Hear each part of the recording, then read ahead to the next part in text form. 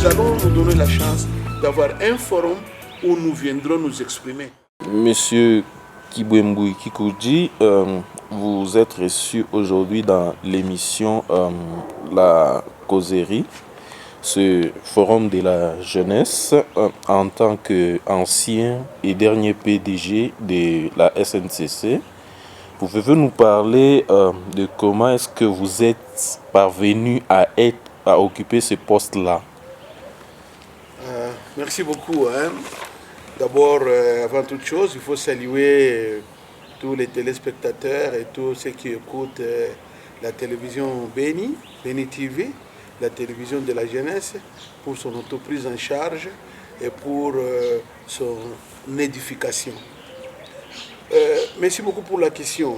Vous dites que je suis le dernier PDG de la Société nationale des chemins de fer et vous voulez savoir comment je suis arrivé là. Ok. Bon. Je suis en fait un ingénieur ferroviaire, électromécanicien. Donc, j'ai travaillé d'abord comme ouvrier aux États-Unis d'Amérique dans le chemin de fer. J'ai travaillé à MTA, Mass Transit Authority. J'ai travaillé à CRLT, à ANF, l'agence française d'industrie, comme fabricant des métros de New York. Et de là, j'ai abouti à New Jersey Transit, New Jersey Rail Operations. Alors, c'est à New Jersey Transit Rail Operations que M. Laurent Désiré Kabila m'a découvert comme ingénieur ferroviaire. Et c'est de là qu'il fera appel à moi pour rentrer au pays et diriger la SNCC. Donc, en dehors de ça, je suis fils cheminot.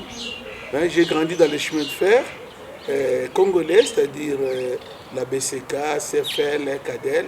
Et de là, lorsque je suis allé en exil à l'étranger, j'ai eu la chance aussi de travailler dans la fabrication des trains, dans la gestion des systèmes de transport de masse et dans la maintenance. Et c'est de là que monsieur m'avait recruté pour entrer et diriger la SNCC. Voilà. Étant engagé à la SNCC, pouvez-vous nous parler de quel état avez-vous trouvé l'entreprise? Voilà. Lorsque j'arrive à la Société nationale des chemins de fer, après ma nomination à la tête de cette entreprise comme PDG, la première des choses qu'on avait faites d'abord pour connaître comment était cette entreprise, c'était faire son état des lieux. Nous avons fait l'état des lieux de l'entreprise. Et en faisant l'état des lieux de la SNCC, nous avons découvert que l'entreprise était inexistante. Nous avons trouvé au sein de la SNCC deux entreprises. Donc il y avait la CISARAI et la SNCC, c'est-à-dire la Société nationale des chemins de fer du Congo, qui était un patrimoine privé, un patrimoine national de l'État, et une entreprise privée qui gérait. Les travailleurs ne s'entendaient pas parce qu'il y avait les travailleurs qui étaient payés et les travailleurs qui n'étaient pas payés. Ceux qui étaient dans la CISARAI étaient bien payés, tandis que ceux qui étaient en fait à la Société nationale des chemins de fer n'étaient pas payés. Alors il y avait cette tension-là qui existait. M. Laurent Désiré Kabila, lorsqu'il m'appelle, il me dit, mon cher ami, moi je mets tout mon cœur pour le développement des chemins de fer. Et si je t'ai fait venir ici, c'est pour que tu me relèves cette entreprise. Et alors, il m'a donné le feu vert pour qu'on puisse en fait remettre l'entreprise dans les rails. La première des choses qu'on a faites, et ce que j'ai fait personnellement, c'était d'abord d'identifier les expertises internes. Moi, laisse-moi vous avouer que j'ai trouvé des têtes au niveau de la SNCC. Il y avait des gens avec des connaissances ferroviaires très poussées, mais qui étaient laissés et découragés parce qu'il y a eu des visions, il y a ceux qui étaient payés, ceux qui n'étaient pas payés. Et comme M. Laurent Désiré Kabila voulait assez que les choses reviennent à la normale, j'avais d'abord appelé toute l'expertise que j'avais trouvée, parce que j'étais le seul et les seuls qui est venu, qui était venu de l'extérieur, tandis que toute l'expertise était une expertise interne. Alors on s'est mis ensemble, on s'est dit écoutez, nous devons changer de direction de l'entreprise, nous devons commencer à travailler et cette fois-là travailler pour le bien-être de cette entreprise et travailler en union, c'est-à-dire en une seule entreprise. Nous avons fusionné l'ancienne Cisaray et tous a été englobé au niveau de la SNCC. Donc nous avons commencé avec la SNCC. Et laissez-moi vous dire que l'expertise était interne, ce n'était pas une expertise extérieure. La seule personne extérieure de l'entreprise, c'était Kibo Mboukoudji qui venait d'arriver des États-Unis d'Amérique avec une formation ferroviaire américaine. Voilà que lorsque nous nous mettons ensemble, nous nous disons qu'est-ce que nous devons faire. Je venais avec mes expériences ferroviaires. Je vous ai parlé de ce que j'étais aux États-Unis. Je commençais par être un ouvrier dans les chemins de fer. Je connais tous les secrets de la fabrication de trains parce que j'ai fabriqué le métro de New York. Et puis j'ai participé aussi à la fabrication des locomotives des Alpes 44 au niveau de New Jersey Transit. Donc je connaissais les rails. Et puis j'avais géré aussi les systèmes de transport de masse des États-Unis, c'est-à-dire à New Jersey Transit, j'étais aussi dans le département de gestion de mouvement. Donc, au point de vue ferroviaire, je n'étais pas quelqu'un qui ne connaissait pas, je connaissais beaucoup. Voilà que lorsqu'on a mis notre expérience ensemble avec l'expertise que j'avais trouvée de l'entreprise, nous avons démarré. Et en démarrant, on s'est donné des objectifs. Et c'est ce qui manquait. On s'est dit, notre objectif, c'est d'abord retourner au rail tout ce que nous avons perdu. Parce que vous savez, la SNCC avait la chance d'être une entreprise unique, ferroviaire, avec les monopoles de transport. Tandis que moi, je venais d'un système ferroviaire où on n'avait pas le monopole. Alors cet avantage-là m'avait poussé à convaincre les gens que il y a le monopole, nous pouvons convaincre les gens. Et nous allons aller vers la clientèle. D'abord, l'entreprise elle-même, moi j'ai insisté que l'entreprise soit une entreprise de l'État avec la clientèle. Parce qu'il fallait à tout prix que nous embarquions nos clients dans tout ce que nous prenions comme décision. Et aussi motiver nos travailleurs. Parce que les travailleurs, à un certain moment, comme on avait trouvé une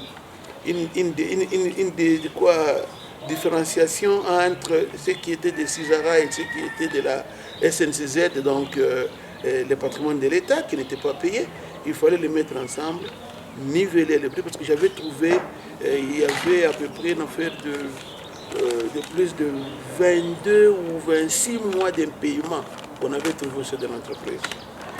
Alors, on s'est mis ensemble, on a dit, écoutez, nous nous adressons d'abord à nos clients, parce que ce sont eux qui doivent nous amener la marchandise et nous amener l'argent. Et puis nous conscientisons nos travailleurs, ils doivent travailler pour que nous produisions. Alors c'était ça, nos deux principales lignes d'attaque. Et avec ça, on a vu que la réponse était là. Les travailleurs sont venus vite à notre rescousse. Lorsqu'on leur demandait de travailler, ils travaillaient. Et nous avons commencé et les choses allaient tellement bien que on a récupéré la confiance avec les gens qui avaient déjà fui les rails. Ils étaient retournés au rail. Et les grands transporteurs, les grands commerçants ont commencé à revenir. C'est ainsi que nous avons emmagasiné à l'époque les grands comme Saromatis, Diemadoné, les Monalux,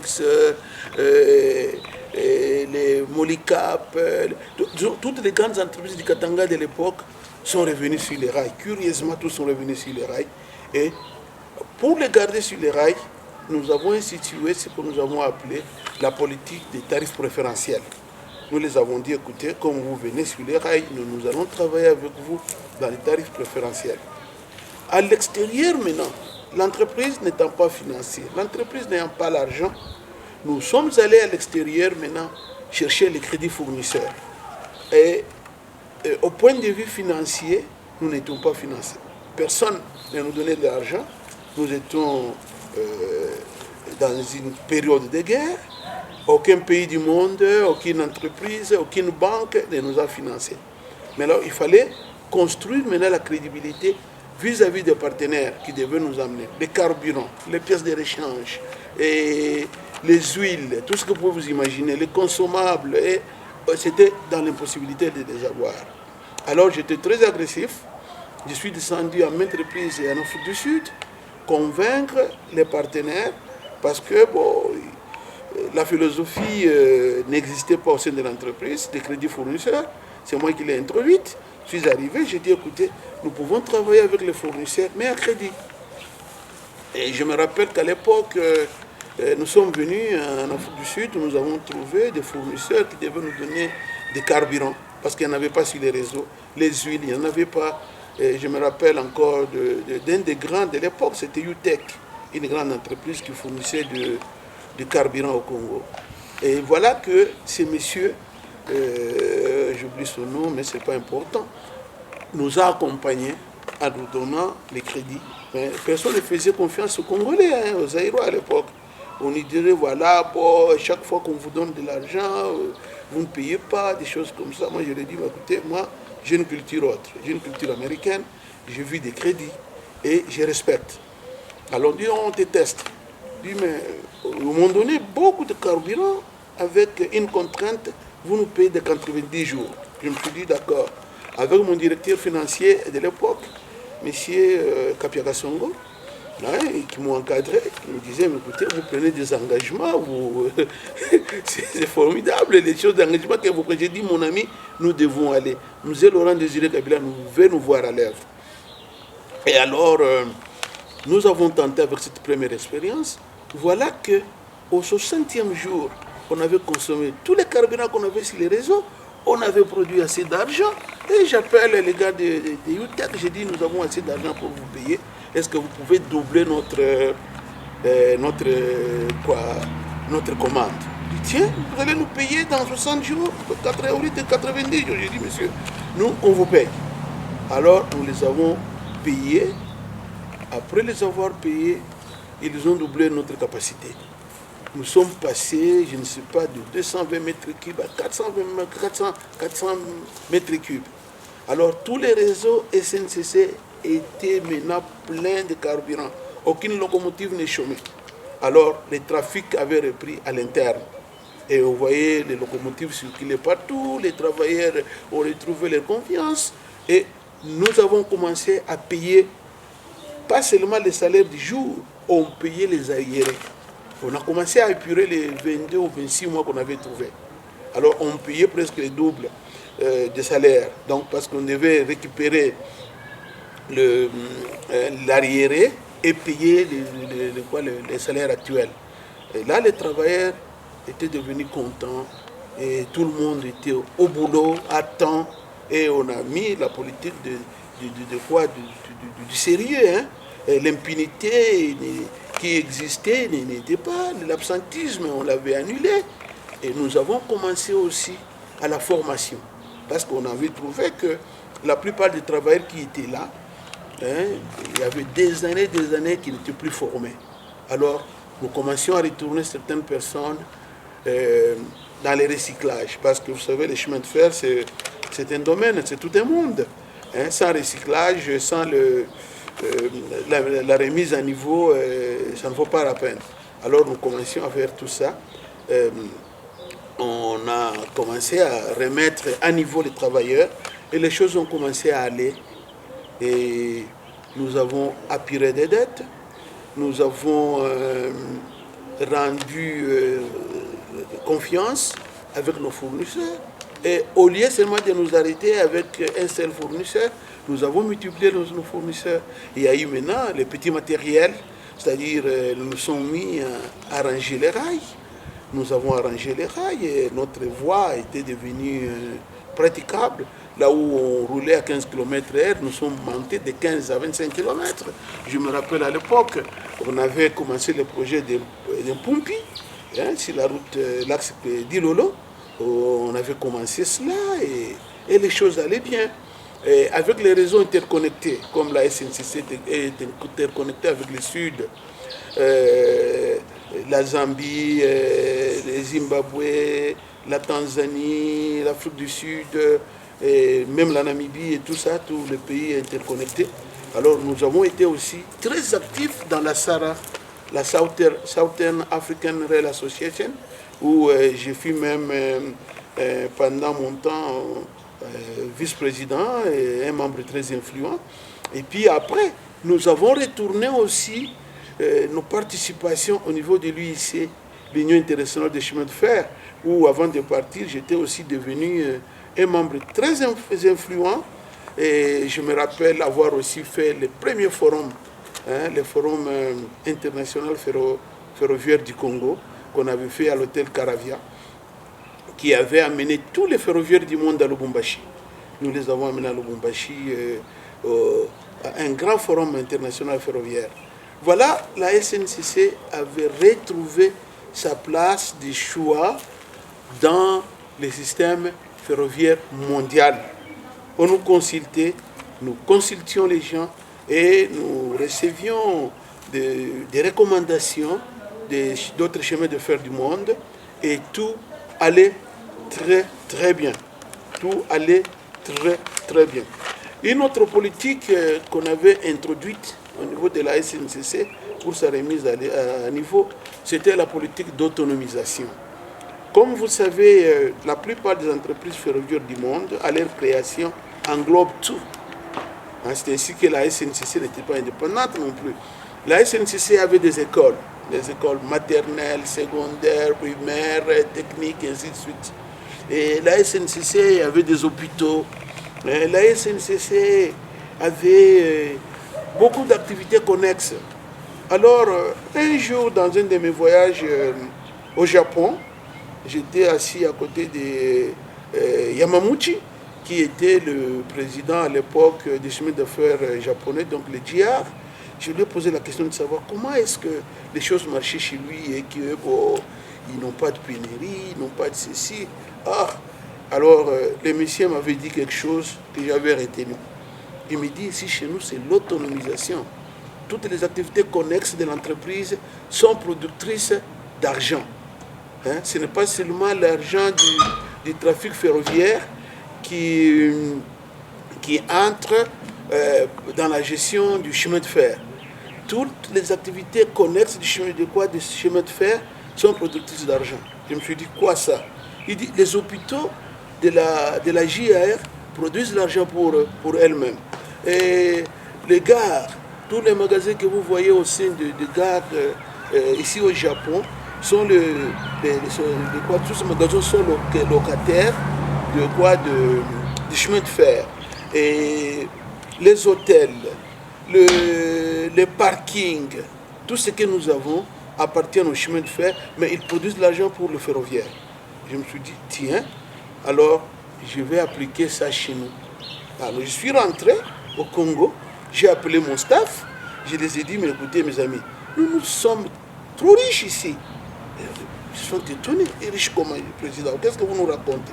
J'ai dit, mais faisons ce que les Japonais font chez eux. Qu'est-ce qu'ils font les Japonais? J'ai dit, ils ont beaucoup d'histoires exactement comme la SNCC. Ils ont des écoles, ils ont des hôpitaux, ils ont des systèmes de santé, ils ont tout et tout. Et toutes ces histoires-là, les produisent de l'argent. Alors, essayons d'autonomiser toutes les activités que nous avons au sein de la SNCC pour qu'elles deviennent autonomes. Et si elles deviennent autonomes, elles vont décanter l'exploitation ferroviaire proprement dite, c'est-à-dire les transports. Le transport va être allégé et les autres activités vont produire d'elles-mêmes. C'est ainsi que j'avais introduit le système d'autonomisation. J'ai commencé par autonomiser les ateliers centraux. Les ateliers centraux étaient devenus autonomes, c'est-à-dire ils travaillaient pour la SNCC et pour les tiers. Nous avons autonomisé et rendre l'usine d'oxygène du Katanga, l'Oxycat, hein, et en nommant un directeur général qui devait s'occuper rien que de ça au sein de l'entreprise. Alors c'était à l'époque, je me rappelle, c'était Ngoï Bayoko, un ingénieur très bien formé qui venait d'Allemagne. Alors je lui ai dit, monsieur, vous quittez la SNCC, vous allez vous occuper de la fabrication de l'oxygène et de l'azote. L'usine est là, vous devez nous prouver ce que vous êtes. Ngoï Bayoko, très content, est allé là-bas, il a fait ses exploits, il a réhabilité l'usine d'oxygène, l'Oxycat, et l'Oxycat est devenu une entité indépendante. Et je crois que dès là, le pays avait vu aussi que Ngoï Bayoko n'était pas un petit, il était un grand, il était même devenu DG de l'ONATRA parce qu'on l'a récupéré immédiatement après lorsqu'on avait trouvé que c'était une tête qui valait bien d'être utilisée ailleurs. Alors nous avons aussi autonomisé la menuiserie tant mécanique et la menuiserie bois. Elles sont devenues indépendantes. Vous savez, à l'époque, la SNCC ayant la menuiserie, on allait acheter même les cercueils ailleurs pour enterrer les nôtres. Je me suis dit non, on ne peut pas continuer comme ça. Nous devons fabriquer les cercueils chez nous et vendre les cercueils aux tiers.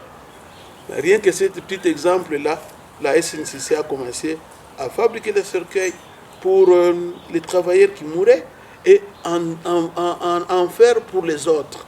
Donc, et puis nous avons aussi autonomisé nos écoles. À l'époque, les écoles de la SNCC n'admettaient que les enfants des cheminots. Je me suis dit non, nous avons une très bonne réputation. Nous faisons de 100% des examens d'État et autres. Nous pouvons accueillir aussi les enfants des autres qui peuvent, moyennant quelque chose. Et nous avons ouvert nos écoles aux tiers. L'école Ndjanja, je me rappelle à mon époque, toutes les années que j'ai passé là-bas, je fais de 100% chaque année. Hein. Et ça faisait 100% aux exétats et ainsi de suite.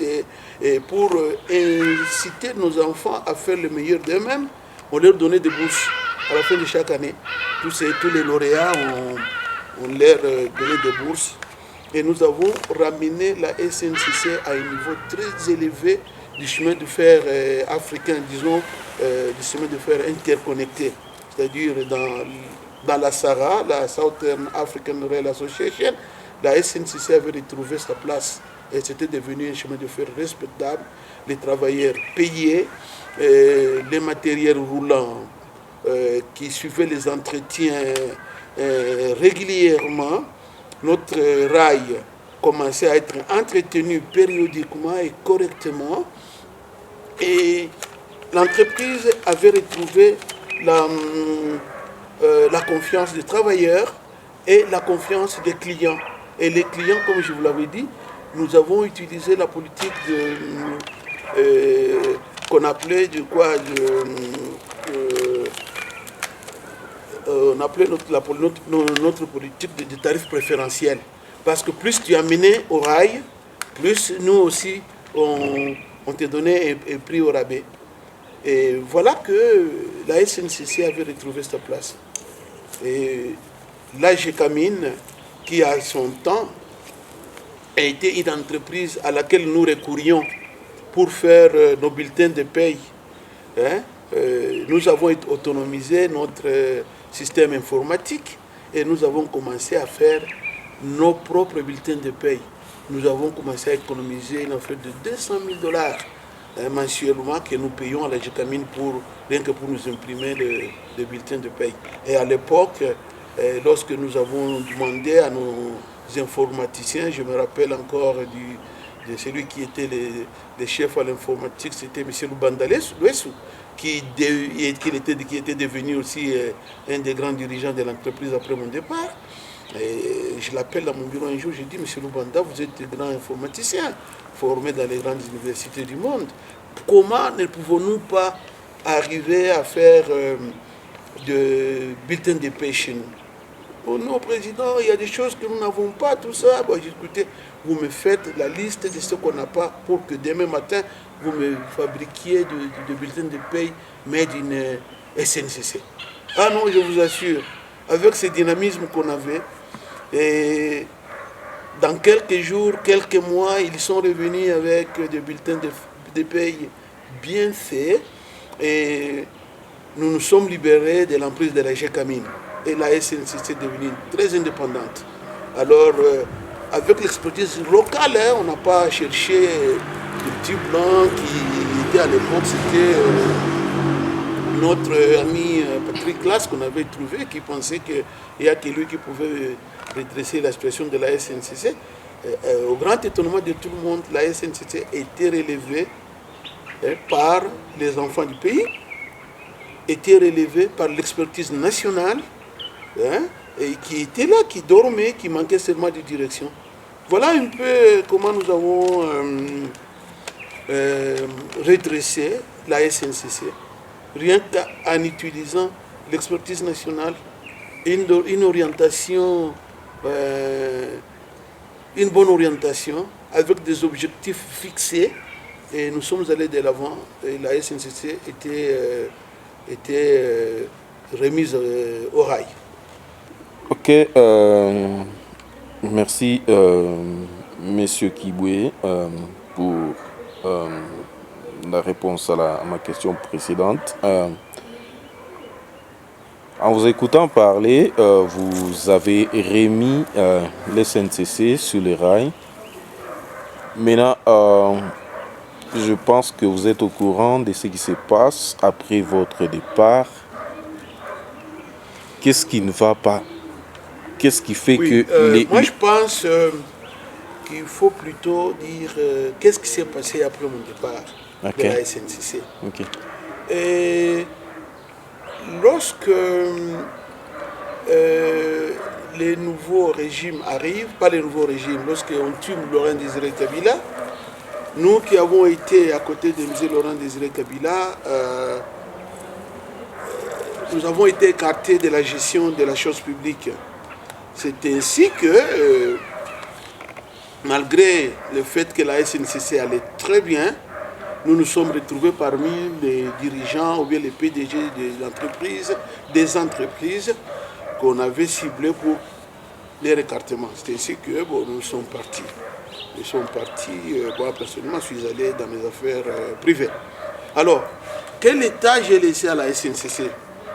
À l'époque, lorsque je quitte la SNCC, comme je vous ai dit au début, il y a eu des impayements. Moi, lorsque j'ai quitté la SNCC, pas de dette. Vis-à-vis des tiers d'abord, et puis vis-à-vis de mes travailleurs, j'avais apuré jusqu'au 24e mois. Donc, il restait 2 mois à apurer. C'est-à-dire quoi? J'avais trouvé des arriérés de 26 mois, j'ai payé 24 mois d'arriérés et j'étais à jour au paiement des salaires réguliers. Donc, pendant tout mon temps, j'avais liquidé presque la totalité des arriérés des salaires qu'avaient les travailleurs et j'ai payé mensuellement, donc il n'y avait pas de dette. Au point de vue des tiers, vis-à-vis de nos fournisseurs, il n'y avait pas de dette non plus. Parce que nos fournisseurs, j'avais laissé le système que moi j'avais introduit de la vie de l'entreprise avec les crédits fournisseurs. C'est-à-dire, vous nous fournissez, nous travaillons avec votre argent, nous payons. Et c'est ainsi de suite. Alors, lorsque je suis parti, voilà que les nouveaux dirigeants, ça, c'est un malheur, parce que ce n'est pas seulement au sein de la SNCC que cela se passe dans la mentalité du Congolais. Lorsque vous êtes assis sur une chaise, lorsqu'on vous fait partir, c'est lui qui vient vous remplacer. Il ne prend pas votre expérience. Il ne vous appelle même pas pour poser la question de savoir comment vous avez géré. Je vis ça parce que j'étais proche de beaucoup de gouverneurs qui se sont succédés au niveau du Katanga. C'était la même chose. Un gouverneur qui venait, il n'appelait jamais son prédécesseur pour lui poser la question de savoir comment il a géré, comment le pays était, sécuritairement, c'était comment, et quel était le challenge qu'il avait trouvé, ainsi de suite. Moi, j'ai quitté la SNCC. Malgré les exploits que nous avons réalisés au sein de la SNCC, aucun alors de mes successeurs ne m'avait demandé qu'est-ce que j'avais fait pour réaliser les rêves qu'on avait ou les résultats que nous on avait atteints. La première des choses qu'ils ont faites, ils sont arrivés au sein de la SNCC. Ils ont dit, ah, comment ça s'est géré? On dit, moi, ici, qui veut gérer avec les crédits fournisseurs. Donc, nous, on a vécu des crédits fournisseurs.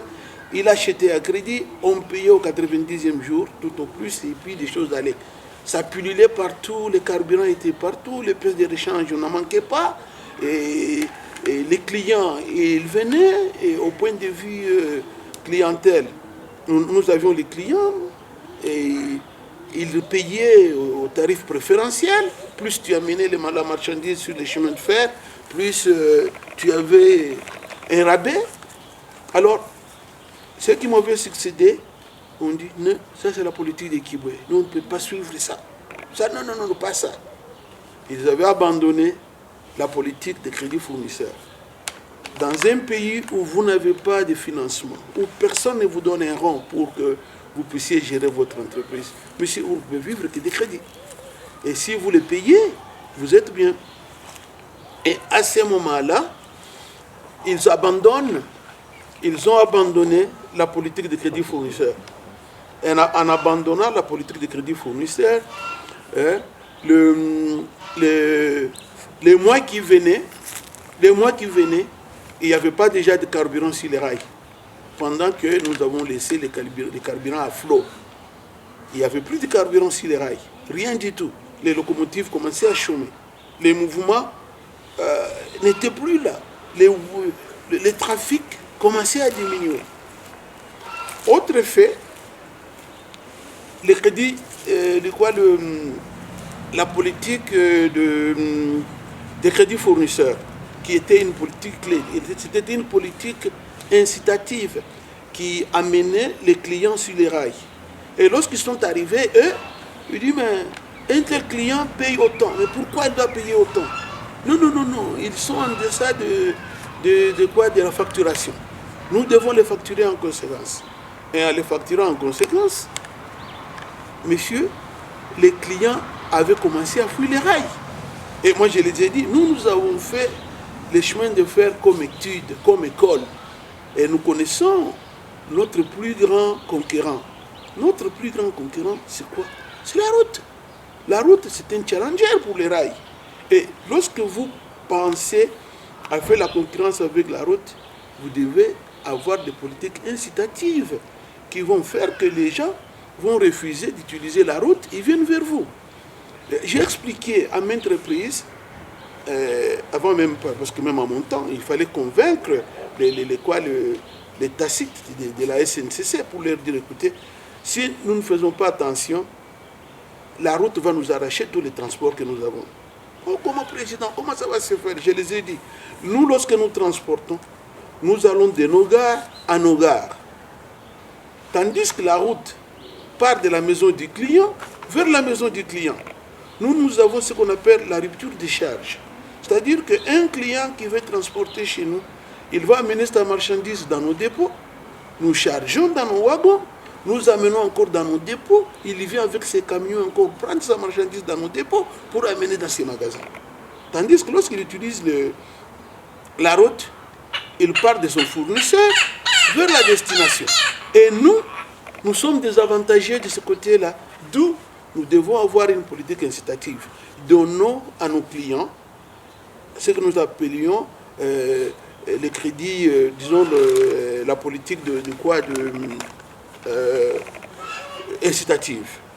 Cette politique permettrait aux gens de rester sur les rails au lieu d'aller sur la route. Oh non, tout ça, ils ont beaucoup débattu ça. Ils disent, j'ai donné les prix très bas aux clients et tout et tout. Et les clients ont commencé à fuir les rails. Après, ils ont pris l'habitude. Ils ont acheté des camions personnels. Alors toutes les entreprises, vous prendrez, aujourd'hui, vous avez des grands concurrents. À l'époque, il n'y en avait pas. Parce qu'ils nous utilisaient, nous, les rails. Et vous avez vu les gens comme Saromatis, il est entré dans les transports. S'il est venu dans les transports, c'est comment? C'est parce qu'il s'est dit, mais écoutez, à la SNCC, il me donnait autant. Maintenant, il remonte mon prix. Et mon prix, là, je gagne quoi? Je dois amener ma marchandise, l'acheter là où je l'achète, et l'amener dans son rail, et puis de son rail amené encore dans ses dépôts, il a déchargé tout ça avec les camions d'un point A vers un point B, tandis que de l'autre côté, il y a 2 points de plus. Non, ils ont investi dans les trocs. Et nous avons perdu, la SNCC à l'époque, donc a perdu la clientèle. Et elle a donné la place à la concurrence routière. Et la concurrence routière est montée. Un deuxième fait encore, auquel la SNCC ne s'est pas bien prise, c'est lorsqu'il y a eu un boom minier au Katanga.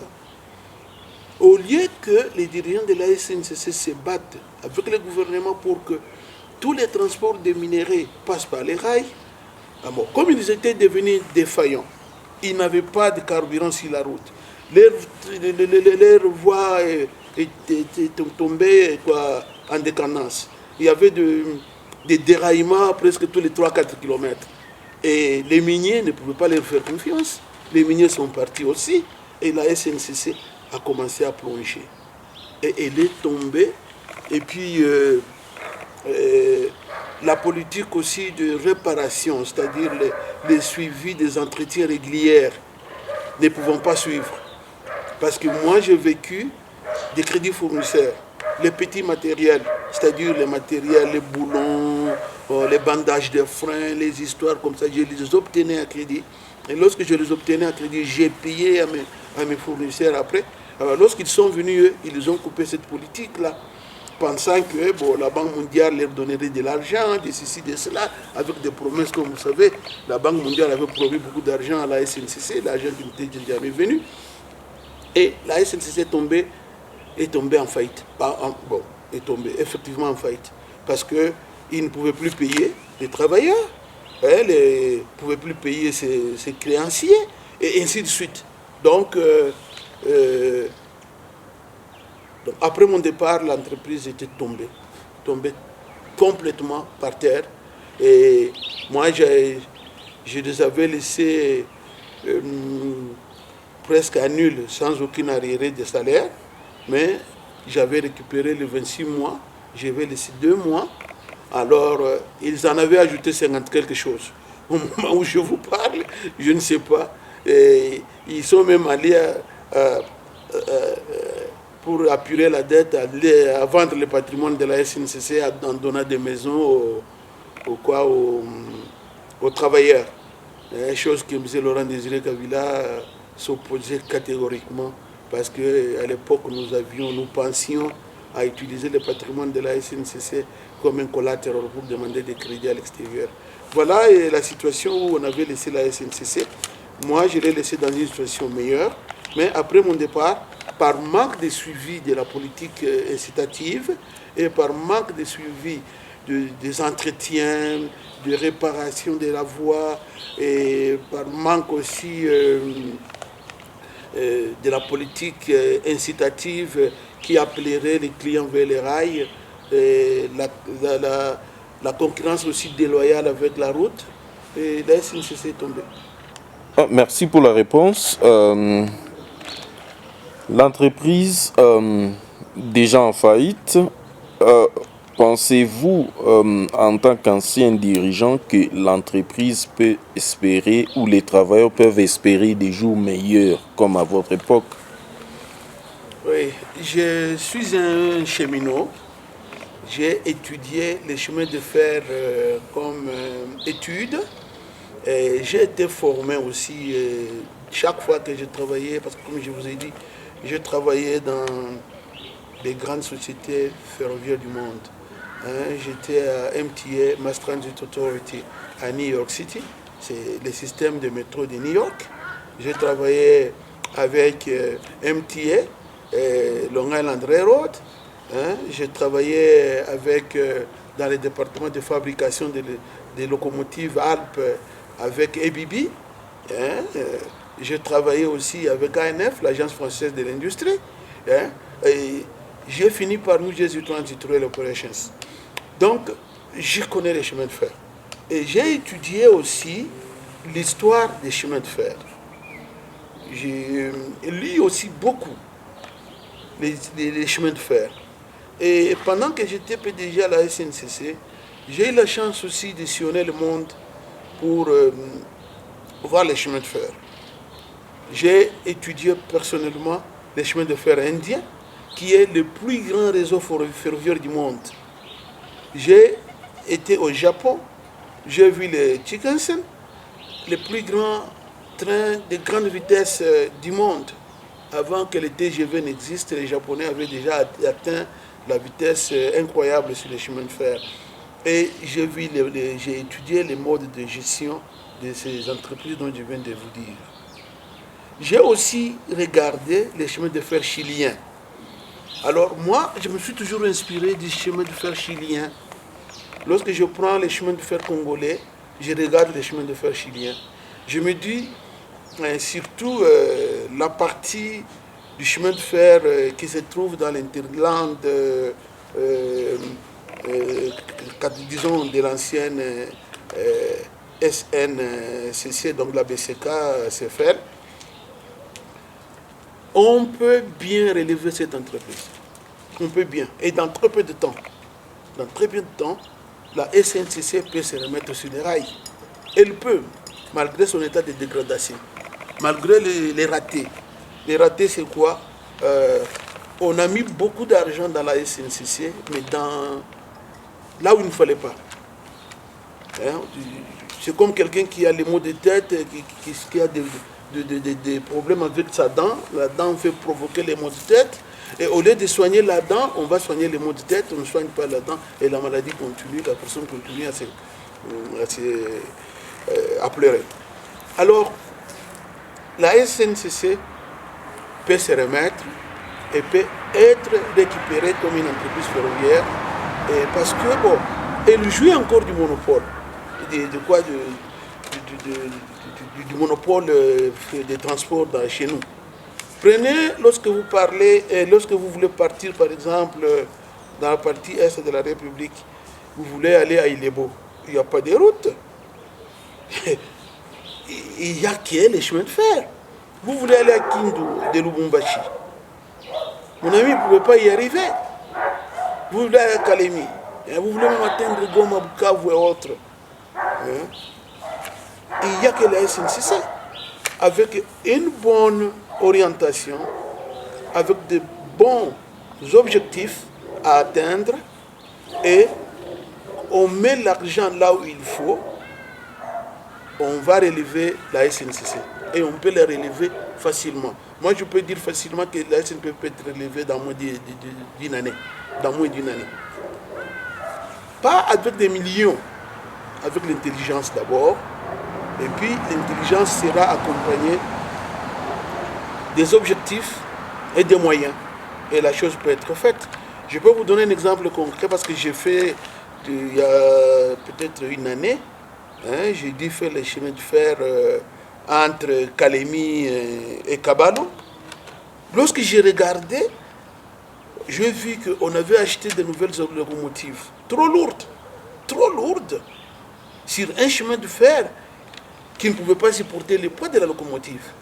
Je me suis dit, mais tiens, pourquoi ils ont financé dans des locomotives trop lourdes comme ça, pendant que la voie n'est pas bonne? Alors ça, ce sont des erreurs. Un ferroviaire, quelqu'un qui connaît les chemins de fer, ne commettra pas cette erreur-là. Mais c'est comme si l'argent de la Banque mondiale, il faut acheter. Bon, comme chez nous, c'est les rétrocommissions, c'est l'intérêt de ceux qui achètent ou bien ceux qui font, qui priment, que l'intérêt de la société ou bien des individus, de la nation qui prime. Voilà, l'argent a été mis là-bas. Les locomotives sont là, mais des locomotives qui ne servent à rien. Des locomotives qui ne servent à rien. Et pourquoi on a mis tant d'argent pour l'achat des locomotives au lieu de les mettre dans la réhabilitation de la voie d'abord? Pourquoi on ne pense pas à quelque chose de léger? Aujourd'hui, nous sommes dans le monde de vitesse. Moi, à la SNCC, je penserais autrement. Je penserais vraiment autrement et je remettrais cette entreprise sur les rails dans un laps de temps. Parce que j'ai étudié le développement des chemins de fer. J'ai vu comment les chemins de fer sont développés. dans le monde et je connais où se trouve la SNCC aujourd'hui et je peux la projeter dans 5 ans, 10 ans, 20 ans, 30 ans. Et lorsque je la projette à un temps très rapide, c'est le retour d'abord du mouvement. Et ce retour du mouvement, ce ne sont pas de grandes locomotives qu'il faut aller acheter. Il faut retourner la fluidité du mouvement. Et cette fluidité du mouvement, vous la faites comment? Alors avec les spécialistes, les gens sur le terrain, vous allez analyser, vous donner des objectifs et des recommandations à faire. Et voilà que vous allez retourner maintenant. Une fois que le mouvement revient, maintenant vous allez commencer à imaginer la modernité, et la vitesse, et vous allez imaginer beaucoup d'autres choses et ça va venir. Et moi je continue à croire la SNCC avec de bons dirigeants, avec une bonne objectivité, avec des targets, le point à atteindre, les objectifs à atteindre, ça va se réveiller. Ça va se réveiller parce que la structure existe. Bon, merci, Monsieur Kibwe, pour votre temps. Nous avons écouté ce que nous avons voulu écouter. Maintenant, quel est votre mot de la fin pour qu'on puisse clôturer l'émission? Voilà. Le mot de la fin, c'est un mot d'espoir. Un mot d'espoir pourquoi? Parce que moi, je continue, en tant que ferroviaire, parce que écoutez, j'ai été formé dans les chemins de fer, j'ai travaillé dans les chemins de fer, j'étais né dans les chemins de fer. Je continue à croire qu'un jour, la SNCC se réveillera de ses cendres. Parce que cette entreprise a un avenir. Lorsque les colonisateurs avaient construit ces chemins de fer au Congo, ils avaient dit la fameuse phrase là que le Congo ne valait rien, ne valait pas un penny sans les chemins de fer. Et c'est une vérité. Pour développer le Congo, il faut songer, il faut rêver les chemins de fer. Vous savez, les chemins de fer congolais, si on les combinait avec les autoroutes, ou bien les autoroutes naturelles congolaises qui existent d'ailleurs, on va faire un développement de transport très harmonieux chez nous au Congo. Il y a quelque chose que les gens oublient. Lorsque les Belges avaient construit des chemins de fer, ils l'avaient relié aux autoroutes naturelles. Quelles sont les autoroutes naturelles du chemin de fer chez nous au Congo? C'est les fleuves Congo.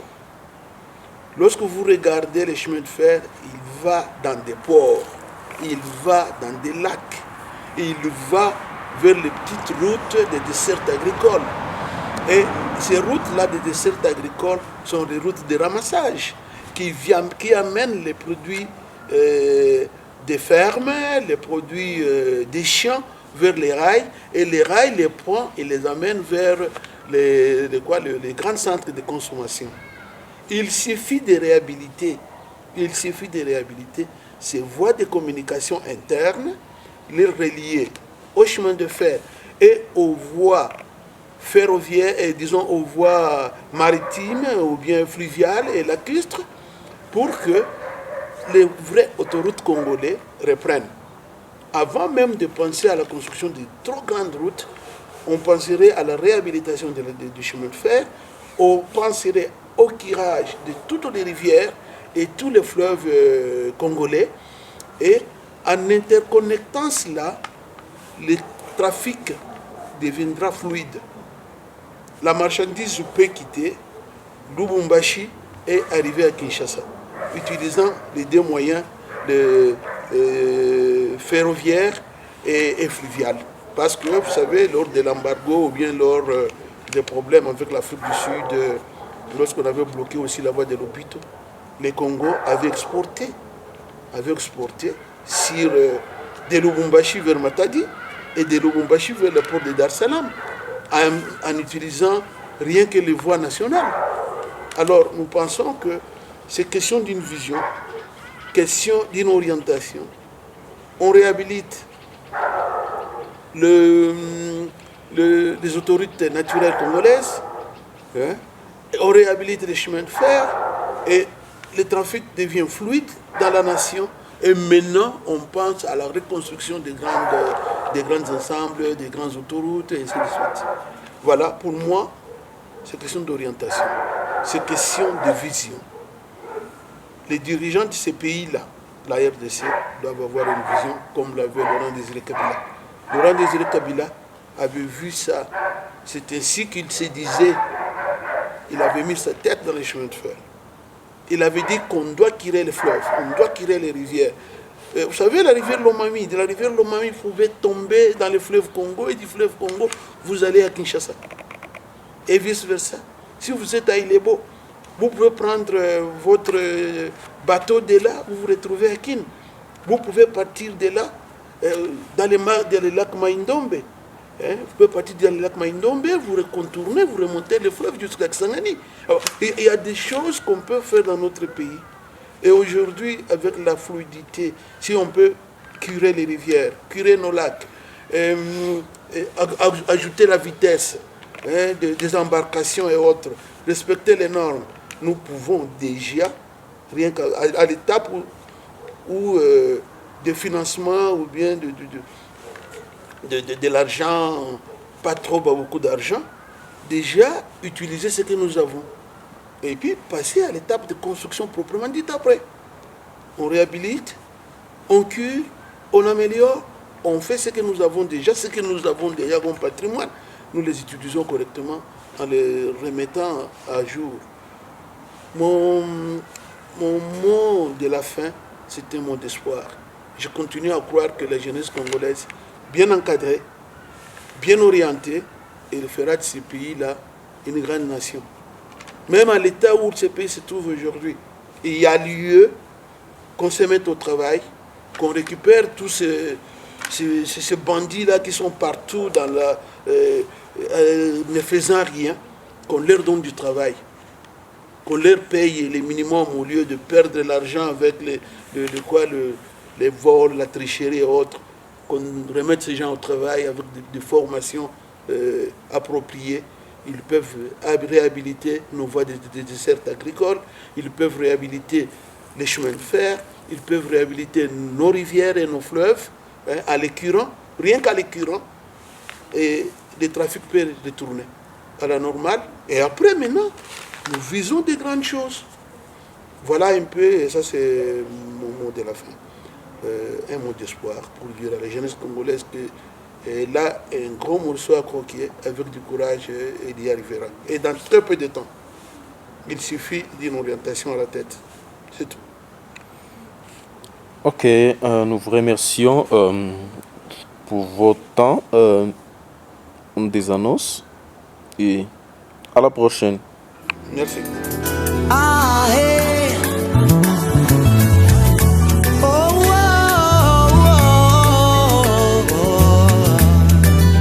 Nous allons nous donner la chance d'avoir un forum où nous viendrons nous exprimer.